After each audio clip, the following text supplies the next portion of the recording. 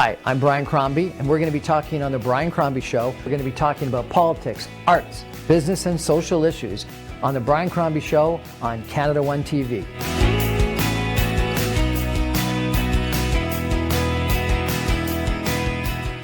Hi, I'm Brian Crombie, and we're going to be talking on the Brian Crombie Show. We're going to be talking about politics, arts, business, and social issues on the Brian Crombie Show on Canada One TV.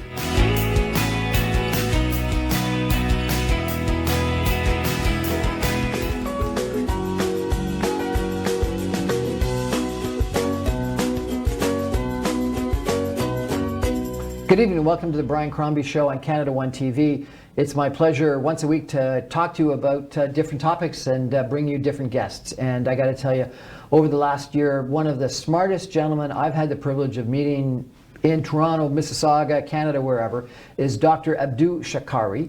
He's an infectious disease expert, internal medicine expert at UHN downtown Toronto.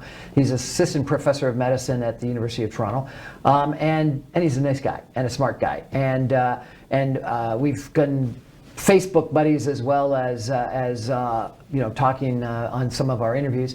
And one of the things that's come up recently is this scare of this new epidemic in China, and he posted something just today on Facebook about that, cautioning people to not overreact. And so I thought we should get him on TV right now to talk about what this is all about.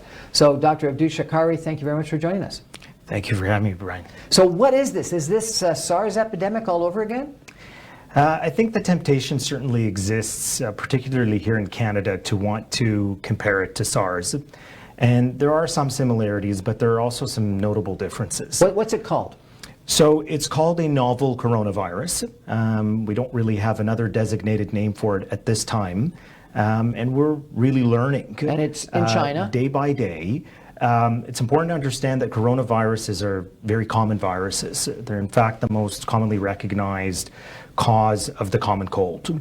And coronaviruses have a unique ability to mutate and to go through different species and to mutate through those species and then be transmitted to humans. And that's where the danger lies, that if it goes through these mutations, that human-to-human transmission can occur in a manner that may be more serious. Okay, but it's become quite this issue in China somewhere. So what is happening? Is it now gone from other species to human? Well, that's the belief. So in somewhat of a similar fashion to what happened with SARS back in 2003, our thought was that the coronavirus had mutated probably through either bats or a certain strain of cats, a species of cats known as civet cats. And there were a fair number of both of these mammal species in China at the time, which was also the origin of the SARS virus. And that led to a propagation of the virus in a much more rapid and an alarming fashion than we had been prepared for. This is not the same as the SARS virus. It is a different type of coronavirus, and we are unaware thus far as to whether it also has mutated through different animal species. However, that's a plausible hypothesis, and given the origin of this virus being sourced from a seafood market in Wuhan, where both live and slaughtered animals were sold, it certainly raises the suspicion that that may be part of what happened. And how did we find this virus? So there was a cluster of cases of people who presented with unusual respiratory symptoms and fevers, and local health authorities, I think in many parts of the world, have become a little bit more heightened in terms of their sense of alertness and sensitivity when we see a clustering of cases. And how recently was this? This was in December. Okay. So it's believed that through tracing and a lot of detective work, that the initial case actually happened around December the 8th, was traced back to December the 8th from this market in Wuhan, and that the clustering of cases then continued to spread from that. It's unfortunate that the market remained open for business until the end of December. And it really wasn't until recently, over the last couple of weeks, that we've started to learn more about where these cases clustered, where they have spread. and of course has led to the response from the Chinese government and Chinese health authorities to try and curtail this, and I think they've done a very good job. Has it spread across China? Is it spread outside of China? At this point, it does not appear to have spread much beyond the geographical distribution within the Wuhan area, and there was one case that has been reported now in Hebei province, which is outside of the actual viral epicenter. However, all of the cases, the epicenter. That's what you guys call it? Well, the epicenter is really the headquarters of where this began, which is in Wuhan. So I had someone on the telephone today just tell me that they canceled a trip to Shanghai, because I guess Shanghai is reasonably close to Wuhan. Wuhan, sorry. So it's not, and it's important to keep this in perspective. So Wuhan is a city in mainland China that is about 400 miles west of Shanghai, which is a coastal city, and about 600 or so miles south of Beijing, just to give you an idea. So it wouldn't really be realistic or accurate to say that someone traveling to those areas is putting themselves at prohibitive risk. However, understandably, SARS came here on airplanes. SARS certainly did come here on airplanes, and that's the reality that we're living with in 2020. In that global travel certainly allows for emerging infections to spread at a rate that we hadn't previously experienced or appreciated, and that's very much the case with the one case that and there's high-speed trains in China that go between Beijing and Shanghai at over 200 miles an hour, so it's like a couple of hours to Wuhan. Absolutely, and look, I think it's impossible to suggest that you're going to be able to completely quarantine every source of this virus. However, I think the Chinese government and the health authorities there should be applauded for their efforts. They've taken very drastic measures to quarantine the entire city of Wuhan. They've quarantined the entire city? They've quarantined the entire city, meaning that travel outside of the city, effective 10 a.m. this morning, has been prohibited. Really? You cannot leave on a train, you cannot leave on a flight out of Wuhan at all. As of 10 o'clock this morning. Has that ever happened before? I've never heard of that. I think it's unprecedented. It sounds almost biblical. I think it's unprecedented, but I think it's appropriate. And I think lessons learned from SARS have given us an appreciation for the fact that we can't be caught unawares in these circumstances. We are better served to be proactive and to take steps to try and prevent things from becoming out of control, rather than getting caught behind and then perhaps being in a state of panic, which I think was very much what happened in SARS. We were not really prepared for the extent of the epidemic. We weren't prepared in terms of our screening procedures and our protocols that were in place in hospitals in many parts of the world, including here in Canada, which unfortunately was very sensitively and directly affected by the SARS epidemic, which killed 44 people here in Canada and affected 250 people. Which was a big problem. 44 in Canada and 250 affected. How many worldwide? There was over 8,000 cases of SARS worldwide in 2003 that were reported, and the cases. And the fatality rate was roughly 10%. There was a little over 800 deaths.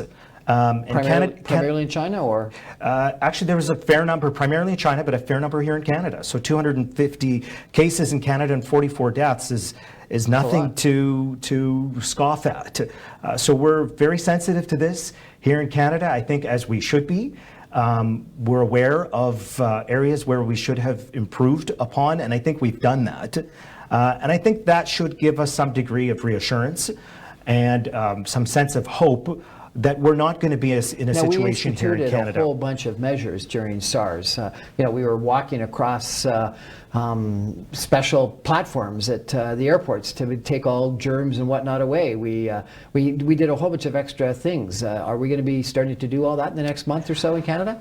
I think it's too early to suggest that we are going to take drastic steps that would include thermosensors, for example, to automatically detect whether people have fevers on entry points to Canada from anywhere in China. On the other hand, there are already strategies that are being implemented in the three largest cities in Canada, Vancouver, Toronto, and Montreal, at airports where there is a significant amount of signage that is being put up in these airports. The Health Canada officials and airport officials are set up at these points of entry where travelers from Asia, and in particular China, will be screened about symptoms that they may have, and if the screening suggests that they may be at risk for having been in contact with this virus, they will be compelled to undergo some sort of a quarantining procedure and a health assessment. How long would a quarantine be? I think it's difficult to say. Right now, again, we're still learning more Any about... idea? What's a typical incubation period for something like this? The typical incubation period that we know of thus far can range from several hours to a couple of days. Pinning that down much more is going to be difficult until we have more experience. Remember, this is a virus we've just learned about in the last... But the biggest issue since SARS, month, frankly. Correct. Now, so, you're an infectious disease expert, and you've given me and other people guidance on traveling. Would you travel? Would you advise people to travel to China today? Certainly at this point, I would think that any non-essential travel, frankly, not just to China, but to many parts of Southeast Asia, would probably have to be reconsidered. Really? And the reason for that is, although the majority of cases have been clustered in China, we have seen a smattering of cases throughout other countries in Southeast Asia, including Vietnam, including Taiwan, including Macau, and we're likely to see more. It's impossible to fathom that all of the people that may have been in contact with this initial source market or elsewhere would not have traveled to different parts of the world before these measures were taken to quarantine and limit people's ability to move around. And that goes for Canada and the United States and other parts of the world as well. I think it would be naive to expect that we will not see more cases here. So I think that you want to certainly consider how essential the travel is. If it's not absolutely essential, it may be worth reconsidering whether this is the best time to travel to that part of the world, and to perhaps see if there's an alternative plan that can be put into place until we learn more about the scope of this, and until hopefully things settle a little bit more. Okay, so we're not going to be traveling to China, or we're going to consider canceling any non-essential travel to China, Vietnam, and the area. And I'm going to take a break for a couple of messages. We're going to come back and ask you what else should we, both as a individual as well as a society, be thinking about doing. Okay, so stay with us. Dr. Abdu Sharkawy, we're talking about this new SARS-like potential epidemic coming out of China and what we should be doing. Stay with us on the Brian Crombie Show on Canada One TV. Thank you.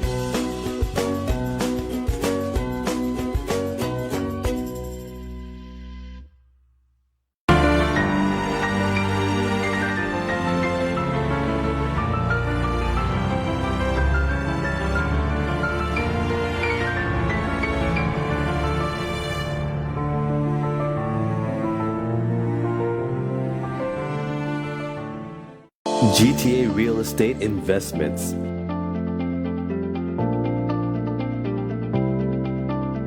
Pre-construction or resale.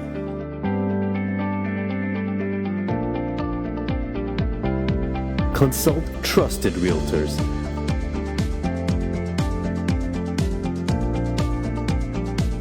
Get first access and incentives. Contact Khalid Aziz or Mashood Khalid, 647-865-2949. Air wings travel and tours north America की सबसे बाएतमाद और fastest air travel services. 25 साल का तजर्बा लिए लातादाद affordable travel deals के साथ excellence in customer services on just one phone call. ये है air wings travel and tours. For booking call now 1855-247-9464 or 905-272-2300. Air Wings Travel and Tours.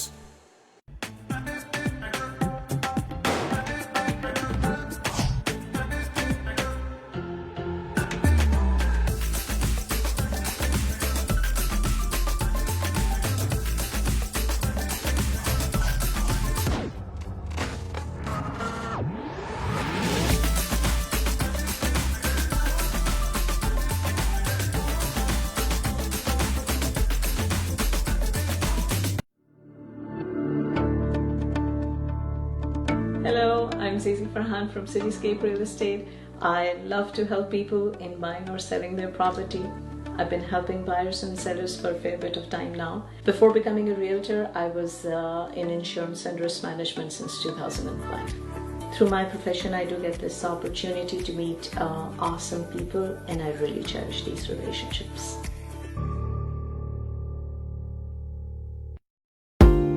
Buying or selling a residential or commercial property is one of the biggest financial decisions most people will make in their life. The real estate lawyers at Alam Law Chambers will guide you through the complete real estate laws to ensure your transaction completes on time and your dreams come true. Reliable and affordable. Alam Law. I worked very hard to build this business. Now, how can I protect it from creditors and minimize estate taxes? My family depends on my income. What if critical illness, disability, or premature death happens to me? How will they survive?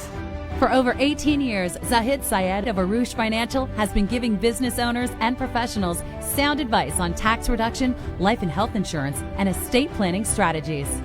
Act now. I can help.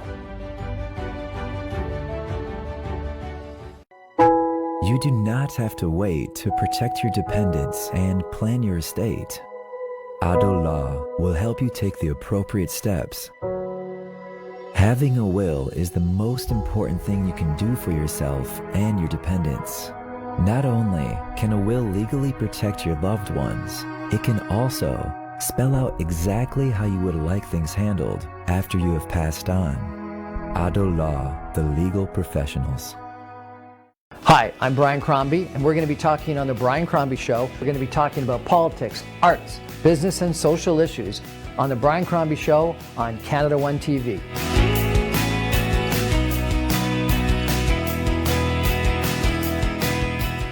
Hi, I'm Brian Crombie, and we're going to be talking on the Brian Crombie Show. We're going to be talking about politics, arts, business, and social issues on the Brian Crombie Show on Canada One TV.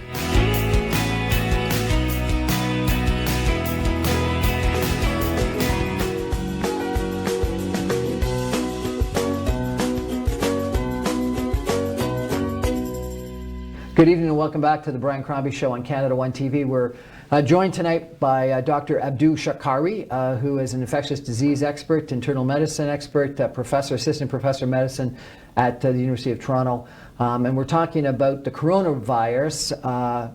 You had another word before corona. The novel coronavirus. It is the newest coronavirus. From Wuhan, China, that is potentially SARS-like. And just before the break, you were telling us that if we have non-essential travel to China and other areas in Southeast Asia, we should potentially be considering it. Is there vaccines that we can take? Currently, there are no vaccines and there are no specific antiviral therapies that are available. Like most situations as they emerge, there is always a scramble to try and identify something that may be effective in countering this, and there are researchers already working on this. That being said, I don't think we should be terrifically optimistic that anything will be around the corner anytime soon. And if the lessons from SARS are there for us, we never developed anything either as a SARS vaccine or as a specific antiviral therapy for SARS, so despite if you got SARS, what did you take? Frankly, you were quarantined, you were treated supportively, which means that you were given supplemental oxygen, and you were hopefully maintained in a manner that would prevent secondary infections and secondary pneumonias. There were trials of therapy with steroids and with sort of non-specific antiviral therapies that met with very variable success, but never to a degree that I think inspired a great deal of confidence amongst most physicians and healthcare providers. So what does quarantine mean? Are you in a hospital? Do you get to have a doctor visit you? You're in a hospital, you're in a confined space where you're not going to be in contact directly with other patients. There would be appropriate gowning and draping of anybody visiting you to prevent the aerosolization of the virus and the ingestion of that if you were in contact with them.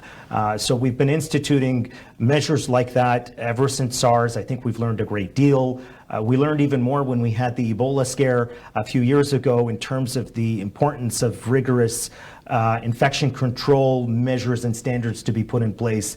And so I think we'll be in much better shape this time around if and when the situation becomes more significant in Canada. I thought that, after SARS, there was some Center for Disease Control that was constantly working on antiviral medications to deal with these things. And we're always, I heard about anthrax, and people were thinking about stockpiling potential solutions to anthrax and stuff like that. Don't we have that kind of medicine in Canada?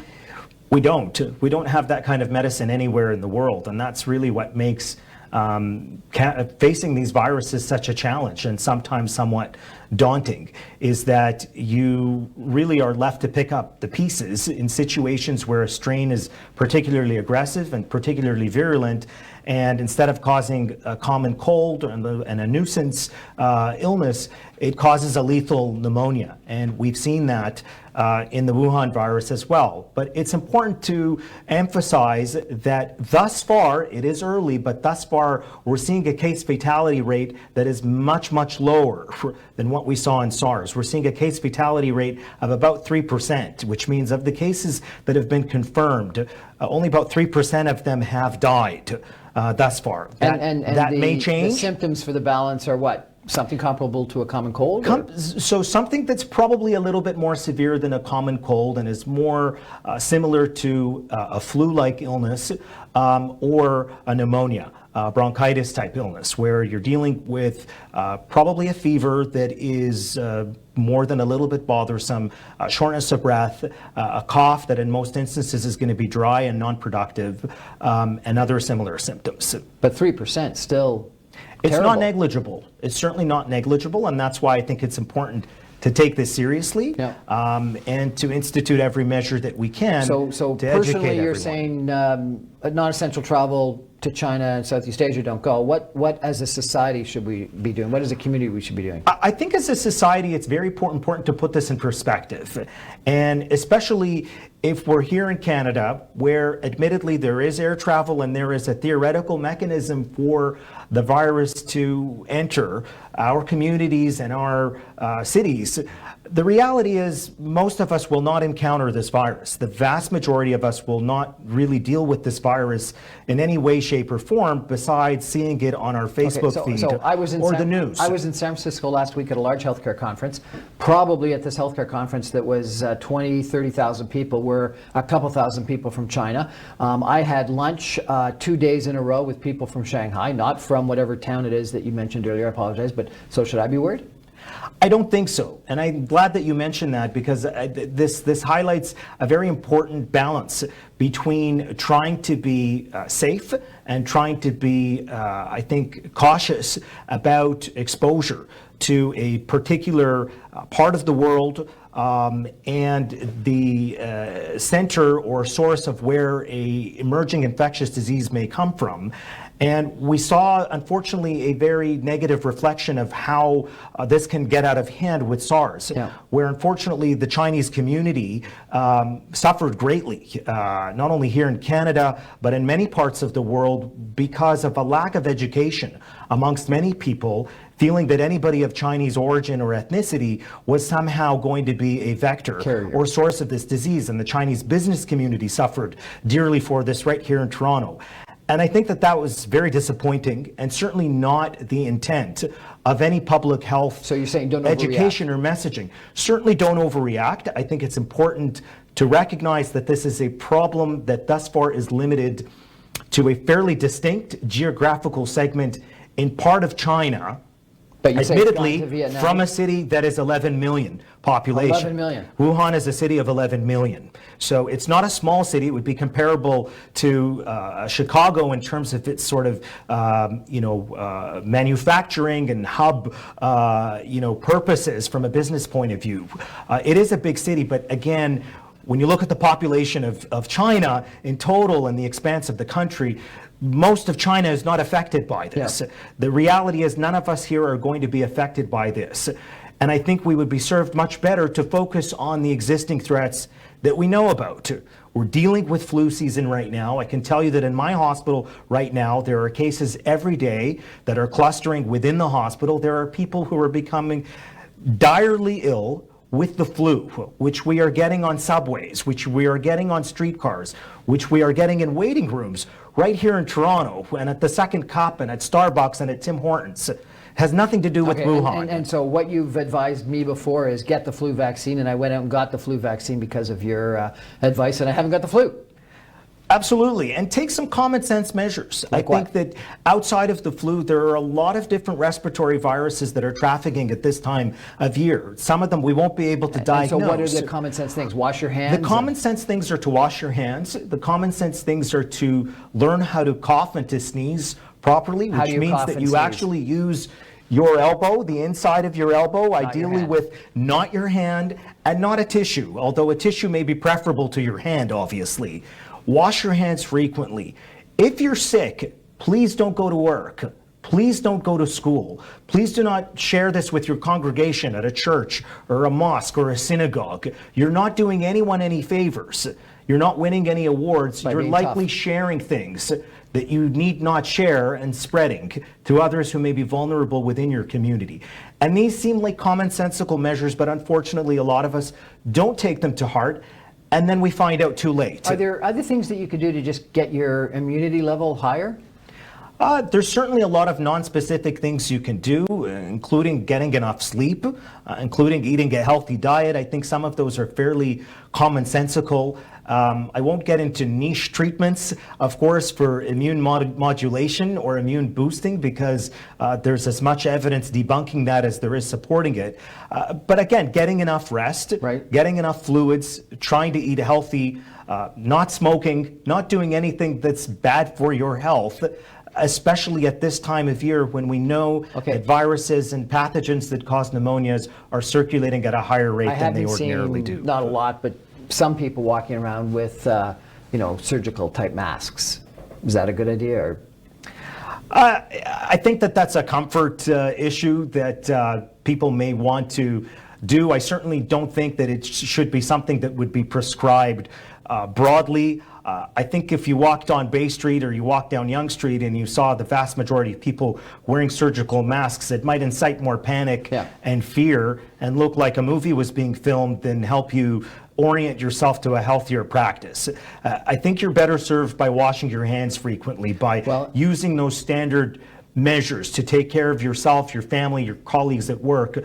You're much less likely to spread infections and to incur an infection and get sick if you're doing that. You know, it's interesting for me. I consider myself a reasonably well-read, well-educated person. I watch CNN and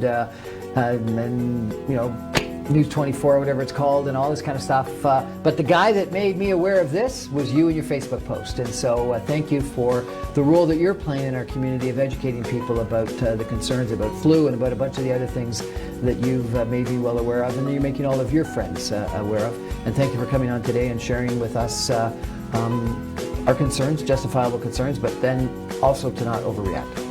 Dr. Abdu Sharkawy, internal medicine expert, and a really smart, nice guy.